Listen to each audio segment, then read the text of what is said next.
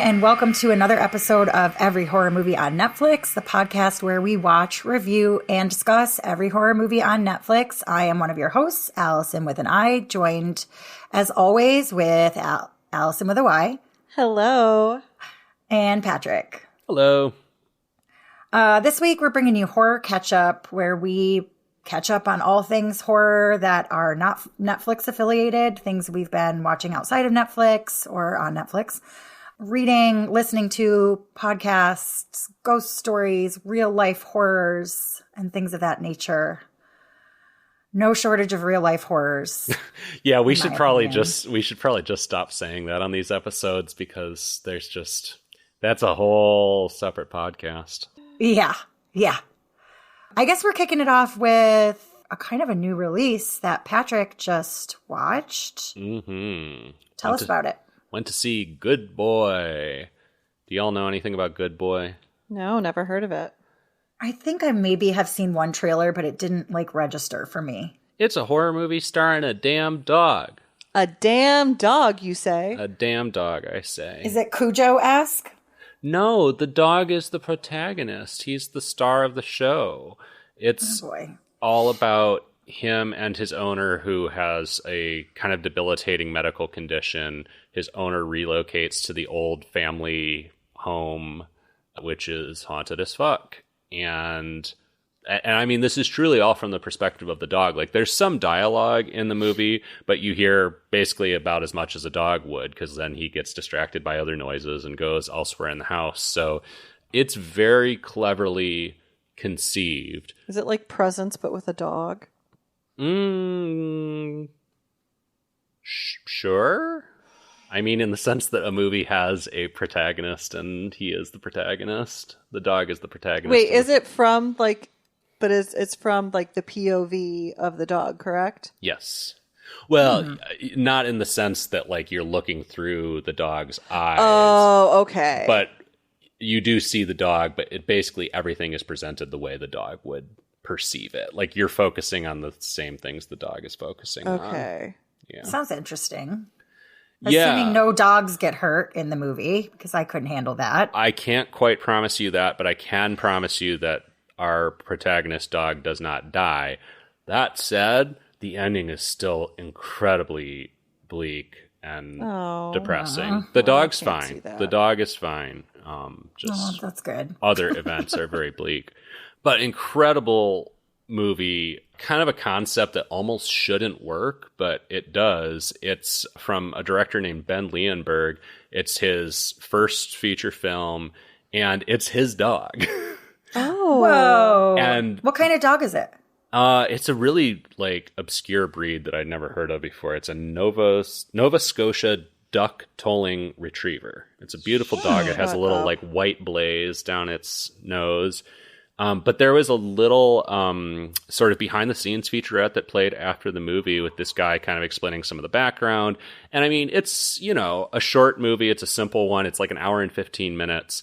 But it took him, I think he said 400 days to shoot. And it was just him and his wife basically sitting around the house trying to get their dog to do what it needed to do and get the reactions. And, they showed an example of just one take that lasted, 10 seconds. And he said it took us a day to get this shot, to get the dog to do what it was supposed to do.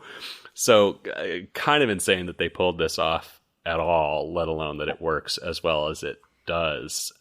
But this dog, so sweet. That's a beautiful dog breed. He is so cute. I know, right? Yeah. I'm looking at him too. Indy, the best actor of the year in my book. Indy. Yeah.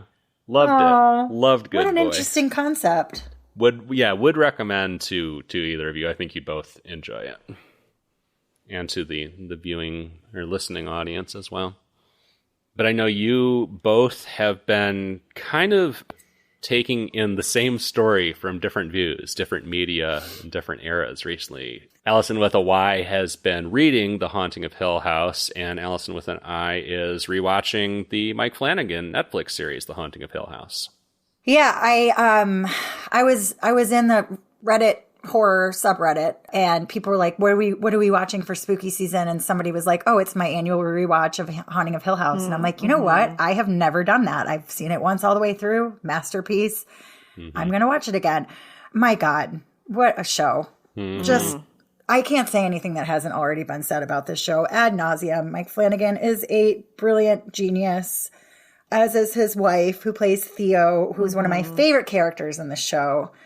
There are so many Easter eggs of just like ghosts in the background. And like, if you count how many ghosts they end up like putting in the scenes that seemingly are, you know, just for no reason, you're like, it's just so beautiful and scary. And I forgot even just the first episode, how much of a punch it packs and how much storytelling is done in just that first episode. So I'm not even halfway through it again. And I'm just like, kicking my feet in bed. Like, I'm so glad that they made this show, and I'm so glad I get to watch it again. And I'm so glad I don't remember every detail of it.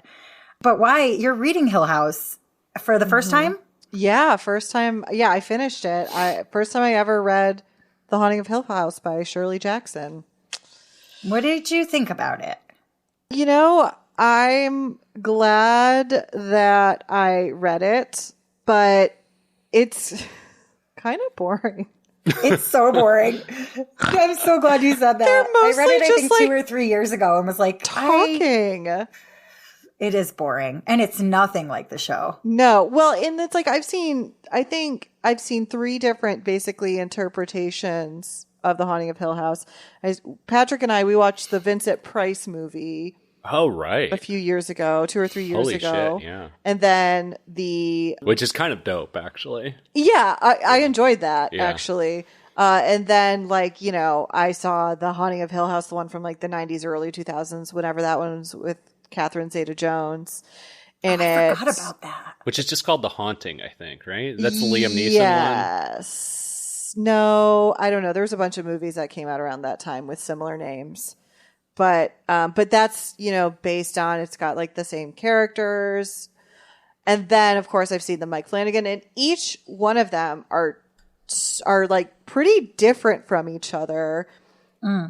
And that's really interesting. I think like the most accurate to the book was probably the Vincent Price version.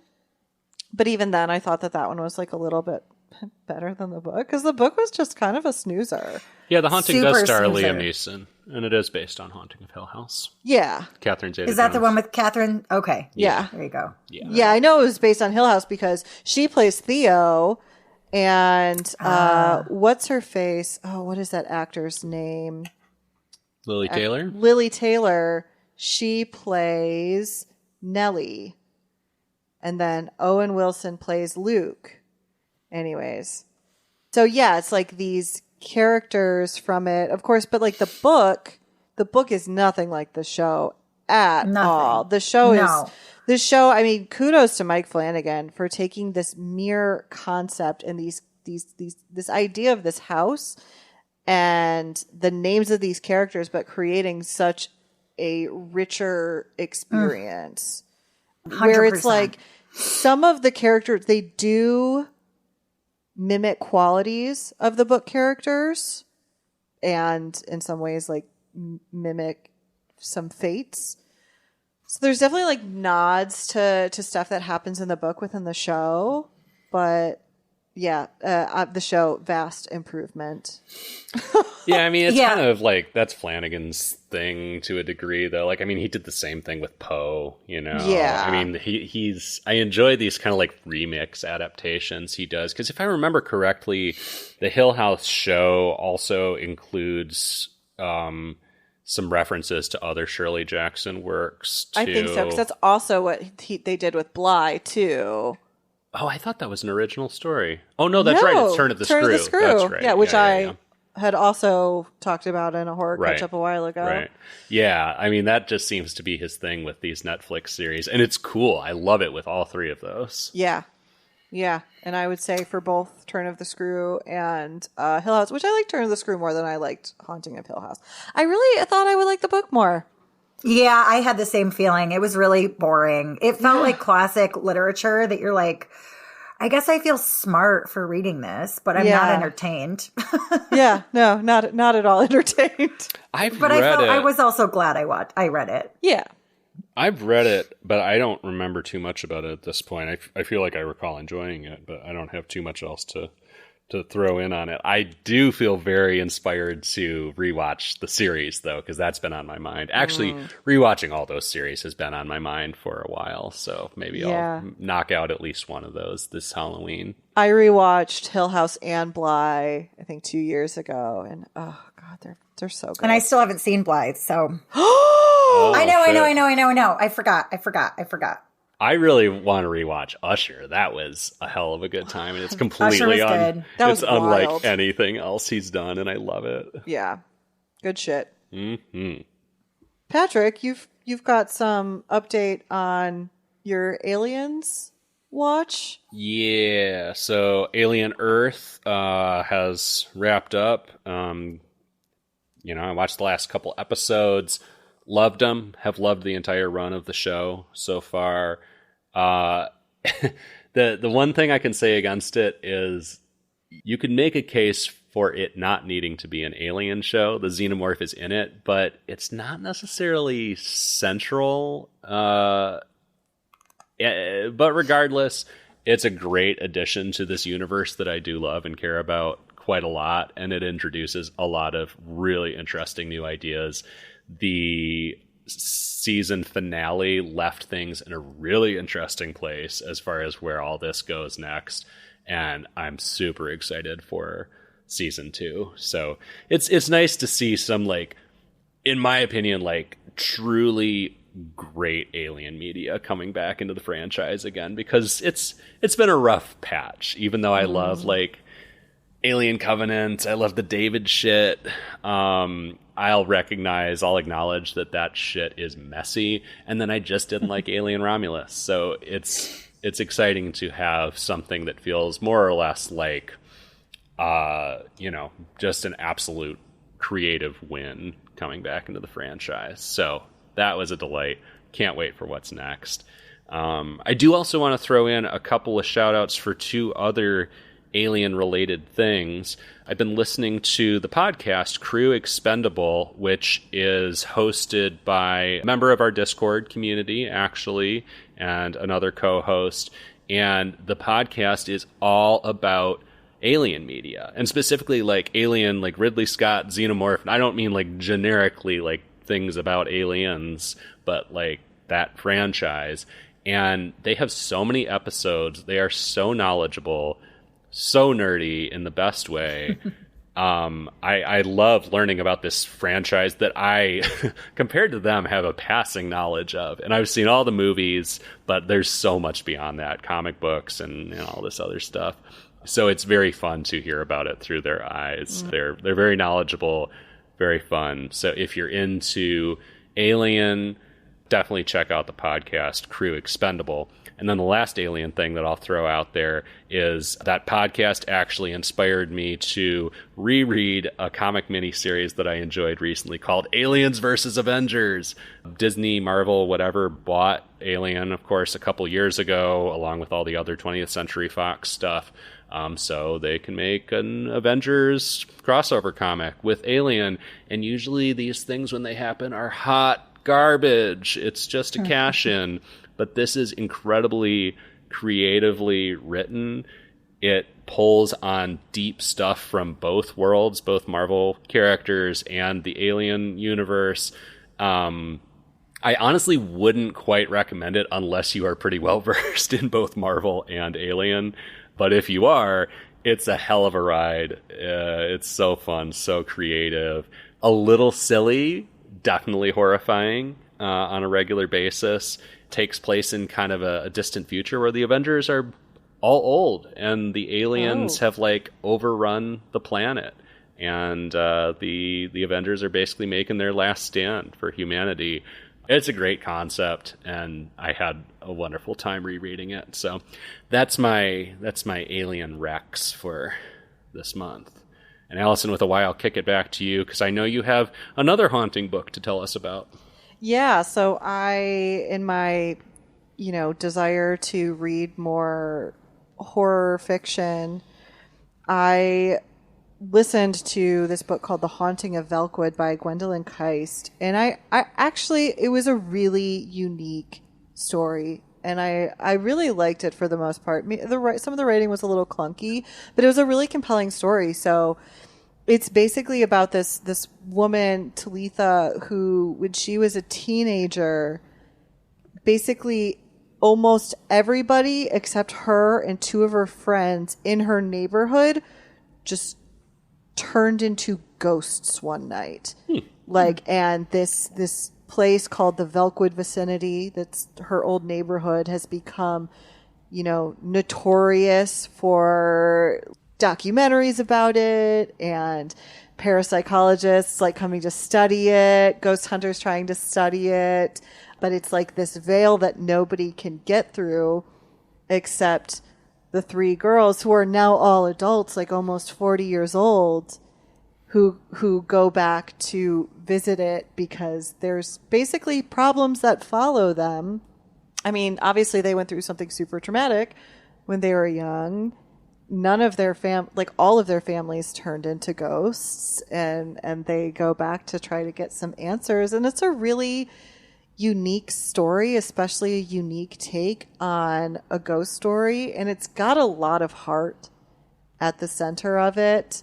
There's really compelling relationships that, are basically the heart of what bring them back. And she talks about it pretty early on, but the protagonist, her sister, who was 8 years old at the time this all happened, is still there, and she wants to see if there's basically a way she can save her little sister. Oh, bring her back to the flesh realm, the realm of the flesh. That was a weird way to say it, but yeah, bring her back to the flesh realm. and there's also queer themes to it as well. It's just a really, I think, rich story with a lot going on in a good way. There's a lot of depth to it, a lot of heart to it. Like I said, I think some of the writing's a little clunky, but it's a unique story, and I would recommend it if you're looking for something to read or listen to during spooky season. Sweet. Sounds super interesting. Yeah, it does. Sounds kind of right up your alley. Yeah. I read the description. I was like, this sounds like a really unique take on a ghost story. So yeah. Mm-hmm. Speaking of ghost stories, Patrick, you watched a very classic ghost story film. Yeah, and in fact, inspired by our discussion last episode during the White Noise episode, we were talking about this kind of late 90s into early aughts genre of kind of cozy, chilly horror, where it's a little lower key. It's kind of more human drama focused and just has that very atmospheric kind of vibe to it before, Saw and Hostel ruined everything. And, we referenced several movies in that discussion, but one of the ones that popped into my mind immediately was The Sixth Sense, which, I've seen a few times, but it had been a while, and it's on Disney, I think, right now. And I was like, okay, I could go for a rewatch of that. And man, it still works like gangbusters, as I seem to say every fucking episode. You haven't said that in a couple episodes, so you're good. Oh, okay, good. I get a gangbuster pass. Yeah. But man, it still works so fucking well. It's one of the best screenplays ever written. It's one of the best twists ever written. No matter how much absolute dreck Shyamalan has put out since then, it is still a fucking masterpiece. They show you the twist in the first 10 minutes, and you don't see it unless you know it. And it's brilliant. Haley Joel Osment still, his performance is still so incredible. And I mean, as good as the script is, that movie doesn't work without a really, really talented child actor at the middle of it. I don't think people would have caught on to that. I don't think it would be remembered the way it is, if not for how incredible he is in that movie. Yeah. Just loved it. Also forgot what an emotional, like, talk about Mike Flanagan. The ending of that movie is a Flanagan ending for sure. It's so like beautiful and heart-wrenching, and I had forgotten that, because as scary, as spooky as it is on a regular basis, there is such a solid emotional core to it as well. It's so good. It's so good. Good. I really love that White Noise prompted me to revisit that. Yeah. I have this really, really visceral memory of being a young teenager whenever Sixth Sense came out. And I was spending the night at my uncle's house, which I think I never really did. So it was one of those, like, I was hanging out with my favorite uncle, my dad's youngest brother, and it got late. And I was like, I'm just going to spend the night and sleep on your couch or whatever. And I watched The Sixth Sense for, I think, the first time ever by myself in the dark at like midnight. And I did not sleep a minute that night. I was fucking terrified. And that movie is still scary. Yeah. Yeah. Oh, yeah. Yeah. I remember as like a kid, because I've been fascinated with the paranormal for literally as long as I can remember. I really had a desire, like I wanted to be able to see ghosts. And then I saw that movie and I was like, no, I'm so glad I can't. I'm good. Absolutely not. Yeah. Same. It really scared me. I think I saw it probably a couple years after it came out, but I was younger. I think it came out like late elementary, early middle school for me or something like that. And 99, I think. Yeah. Oh, okay. So yeah, late elementary school. And it was, so I was still, I wasn't even a teenager yet when I saw it for the first time. And I'm like, I'm good. I don't. Well, right. Because when you're a kid wishing to be able to see ghosts, you think the like Victorian translucent version where they're all in white nightgowns, not you see them how they died. Yeah. You think like you're going to make friends with like a little ghost child. And then you're kind of lonely as a kid because you're weird and you like ghosts. and you think you're going to make a little ghost friend. No. I don't want to see a guy with his head blown off. No, thank you. A girl like vomiting, like from being poisoned by her parents. Horrifying. Yeah. Yeah, that movie is just a banger and a half. So good. My favorite thing that I like, I don't know if I necessarily noticed it this time or had just forgotten, but that his costume, he only wears things that he wore in the first scene, like the last night of his life. Mm-hmm. Oh, like, yes. Like pieces of that outfit. Yeah. And so basically he's just wearing the same outfit pretty much the whole movie, or like different layers of it, like the same suit, tie, and overcoat, and occasionally he'll have on the sweater that he puts on in the first scene. But it's there's so I don't know, it's another thing where I'm like just getting chills thinking about it. It's so good because there's so many fucking clues, honestly. I know. But the first time you see it, it just flies right over your head, and then it finally gets revealed, and it's like, how the fuck did I not know this was coming? Yeah. I remember thinking that the second time I ever watched it, like already knowing, I'm like, how did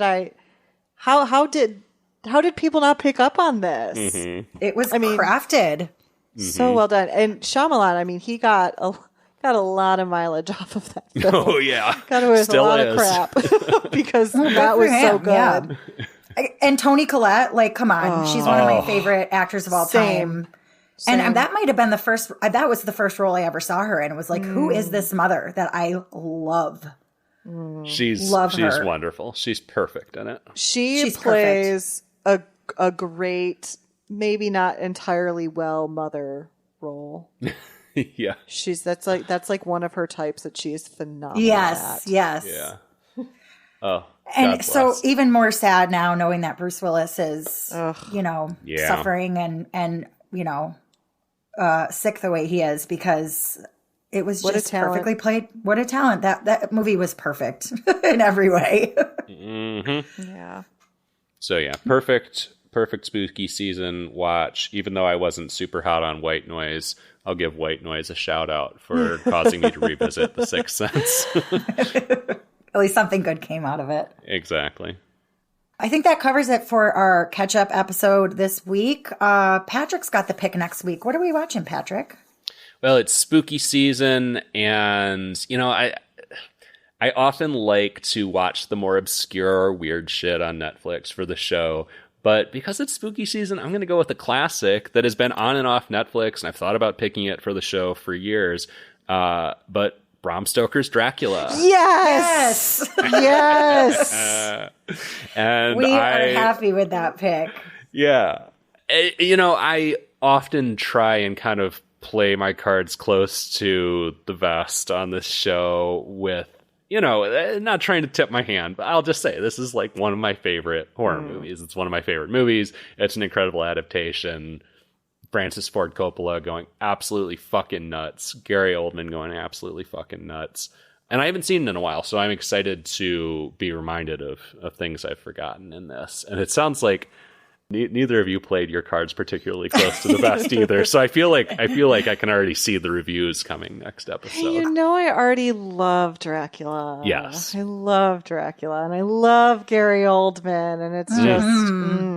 I haven't seen this movie in 20 years. I am so excited. Oh, I'm so excited for you. Oh my God. I'm so excited. Good pick, Patrick. Yes. Thank you. Very Thank good. you. Well, let's talk about our social media, shall we? Allison with a Y? Yeah, so you can find us on Facebook, Instagram, Blue Sky, YouTube at AmonCast, EHMON Cast, and TikTok at Amon Podcast. Also, you can find the link to our Discord server in our show notes where you can join us to discuss all of the things that you've also been watching and listening to and reading. Please share with us the horror that you've been taking in. We love recommendations. Also, visit our website, everyhorrormovieonnetflix.com. You can find all 200 and some episodes of the show out there, and also a link to our merch store where you can get swag with every horror movie on Netflix art that I designed on it. And leave us a review anywhere you listen to your podcast. We super appreciate it. And I will say, I just rejoined our Discord server after regrettably many months away, and it's so fun. It's so fun there. Hell yeah. Yeah. I'm glad that you're back, and I know the listeners will be glad to have you out there too. Yeah, I'm excited. Well, I think that does it for this week of Every Horror Movie on Netflix. As always, I am one of your hosts, Allison with a Y. Nope, you're Allison with an I. No, I'm not. Do I have to say the whole thing again? Nope. In that case, I'm Allison with an I. And I'm Patrick with a Y. Patrick. We're going to leave that in. See you next time with a Y. Bye. Bye. Bye with a Y.